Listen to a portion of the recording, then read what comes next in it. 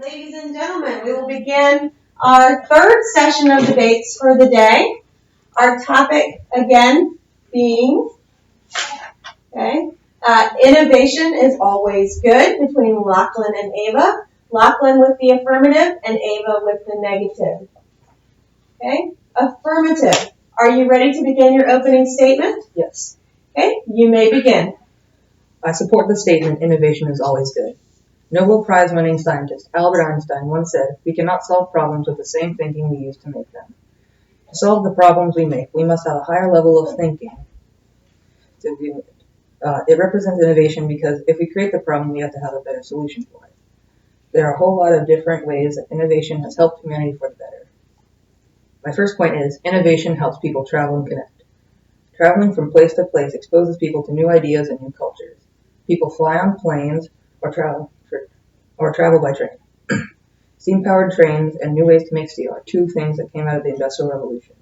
My opponent may argue that the health conditions of the workers were not ideal, but through trial and error, we have made the factories much safer.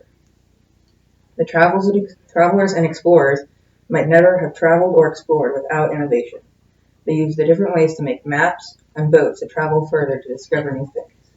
The explorers used the stars to find their way across seas, but now, with compasses, it is much easier. My second point is, innovation brings better technologies. Thousands of years ago, the Romans built cities that are still standing today. The aqueducts that brought water to the cities are still there too. The innovation brings forth new things like the smallpox vaccine, the light bulb, and the refrigerator. But now, with modern technology, we have new ways to build new things. In World War I, the airplane was used in war, but now it's used commercially. In 2014, 32,658 people died due to terrorism. But with better innovations, this number could be reduced.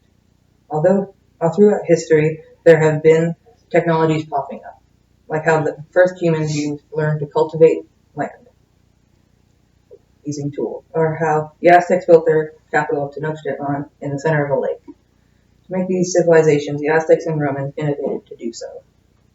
Innovation is something that occurs naturally. It is like gravity. It is there, but we cannot see it or touch it.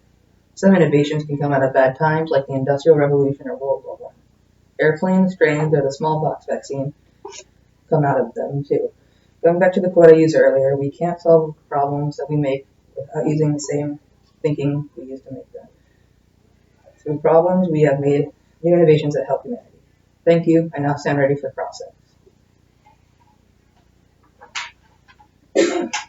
Are you ready to begin cross-examination? Okay. You may begin. Do you agree that some new innovations can be dangerous? Yes. Do you agree that new innovations have led to more deaths over time?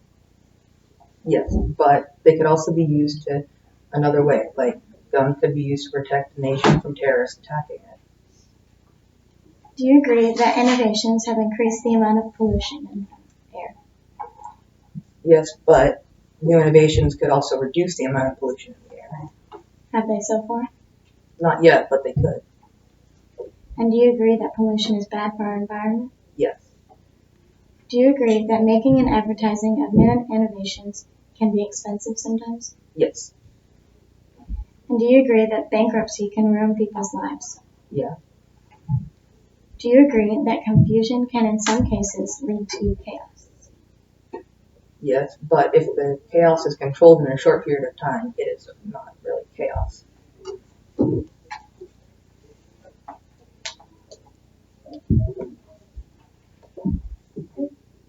right, moving on. All right, well, next hear the opening statement for the negative side. Innovation is what makes changes in the world. Most people generally think of innovation as a good thing. What they don't realize, however, is that innovation can be dangerous sometimes. It can be draining and unsuccessful to the point that the company or owner has nothing. Innovation is not always a good thing for the world. Although it can turn into something good, it can also turn out to become an utter failure, robbing people of their money and eliminating people. As William Pollard once said, change is not always growth, just as movement is not always progress. Innovation can be expensive. Companies could get into big issues if they go bankrupt from producing some new innovations. People could invest lots of money in their companies, sometimes even their life savings. For example, if the materials it takes to make the products are expensive, the overall cost can be very pricey even if you get some of the money back from selling the products. Or if the materials needed to make the things or advertise the products are expensive and the product just has issues or doesn't work or doesn't sell for some reason, then you have lost a lot of money. In the late 1980s and early 1990s, there was a very popular store called Merry-Go-Round. It was trendy and they were selling products very well until the mid-90s when they came out with some new products. The teens didn't like what they were selling and were not buying things. So Merry-Go-Round filed for Chapter 11 bankruptcy protection in 1994 but couldn't stay in business and went bankrupt in 1996. Some new innovations may be harmful to people, animals, or the environment. The Zeppelin, which was a new aircraft used in World War I, was extremely flammable and dangerous. It was very large and slow, so it would be easy to shoot down. Many people died in the exploding of the blimps. Just one German bombing in a Zeppelin killed 557 people and injured another 1,358 people. During the Industrial Revolution, the new innovation of the machines have large open belts that people can get stuck in and maimed. The Industrial Revolution also caused many different diseases because of the poor working and living conditions. The 1918 flu, for example, was spread by having small, close-together apartments given by factories to workers and also being cooped up in all the factories. The sickness killed around 20 million people. People in their daily lives were almost always at the risk of being injured or even killed by different machines that they worked by.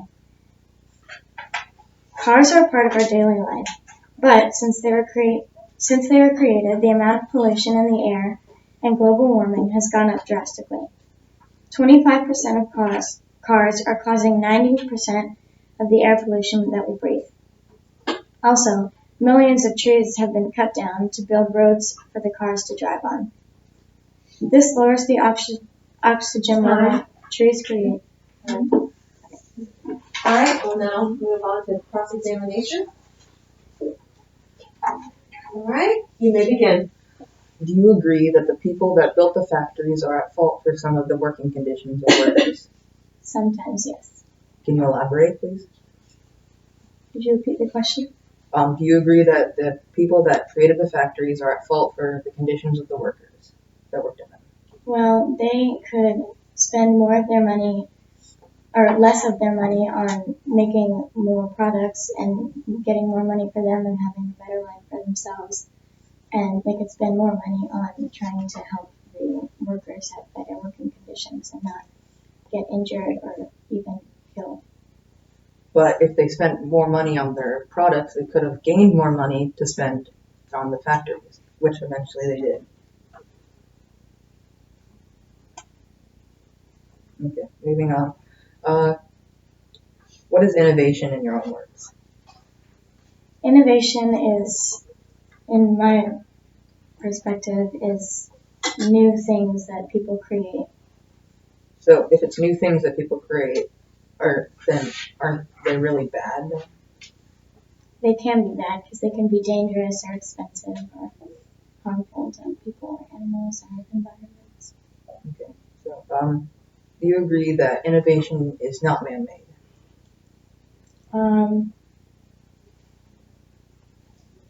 It could go either way, I don't know. Can you please elaborate? Well, I do believe that most products or new innovations would usually be man-made, yes. So people control how innovation works? Like, can people control gravity? No. Okay. Can you name a good innovation?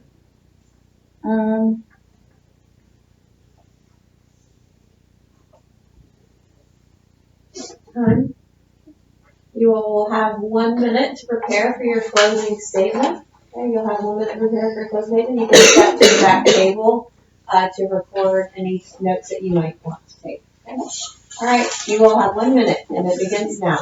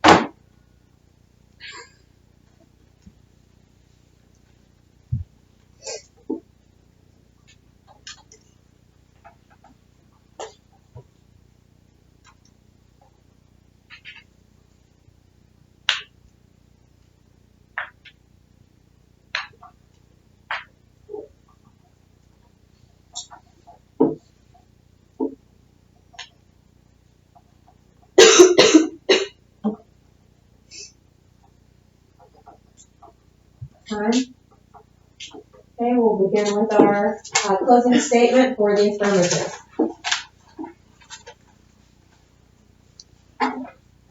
Okay. All right, you may begin. In conclusion, without innovation, we wouldn't have things like airplanes or trains. Without those, most of the ways we travel would be limited. Without innovation, the travelers and explorers would never have found America. My opponent argued that the Industrial Revolution was bad due to the small living spaces for the workers. But with new innovations like vaccines and bigger spaces for workers, their condition is much better. As the inventor of the light bulb, Thomas Edison once said, if there's a better way to do it, find it. Thank you.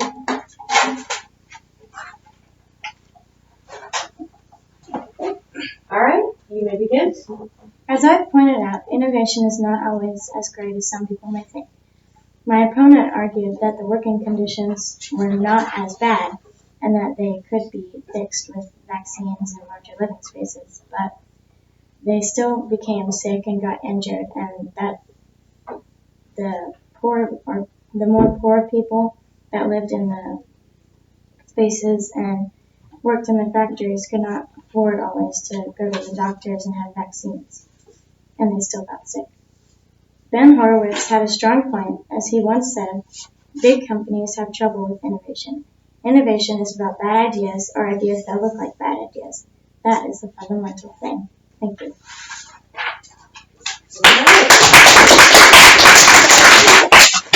Okay, guys, if you would come and bring me your papers, I'd appreciate that to start off. Then you guys can have a seat, and the next step will be Nisma and Kenny. Thank you very much. That's all. Thank you very much.